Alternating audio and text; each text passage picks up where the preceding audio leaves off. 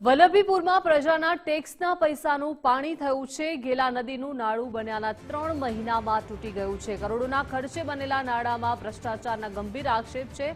ચોમાસું આવે તે પહેલા જ નાળું બિસ્માર બન્યું છે। તંત્રની ઘોર બેદરકારી અને કોન્ટ્રાક્ટરની લોલમલોલ સામે આવી છે। હલકી કક્ષાનું મટીરીયલ વાપર્યું હોવાના લોકોના આક્ષેપ છે। ભારે વરસાદમાં નાળું ધોવાઈ જવાની સ્થાનિકોને ભીતિ છે। તંત્ર દ્વારા ભ્રષ્ટાચારી કોન્ટ્રાક્ટર સામે તપાસની ઉગ્ર માંગ ઉઠી છે। વિકાસના કામોમાં ભ્રષ્ટાચારથી લોકોમાં ભારે રોષ ફેલાયો છે। આ બ્રિજ હજી 2 મહિના પહેલા તે ખુલ્લો મુકાયો છે અને આ બ્રિજમાં અમુક જગ્યાએ તમે જોવો તો ગાબડા પડી ગયા છે, તેમજ બાંધકામ પણ નબળી ગુણવત્તાનું હોય તેવું લાગી રહ્યું છે। એટલે કોન્ટ્રાક્ટર અને અધિકારીઓની મીઠી નજર નીચે આ બ્રિજનું કામ થયું હોય તેવું લાગી રહ્યું છે। કરોડો રૂપિયાના ખર્ચે બ્રિજ બન્યો છે। આની પહેલાનો જૂનો બ્રિજ હતો એ 45 વર્ષ ચાલ્યો હતો। હવે આ બ્રિજ તો અત્યારે જે નવો છે ને 2 મહિનામાં જો અમુક જગ્યાએ પોપડા પડી ગયા છે તો કેટલો ચાલશે એ હવે અધિકારીઓ અને એજન્સીએ જોવાનું રહેશે।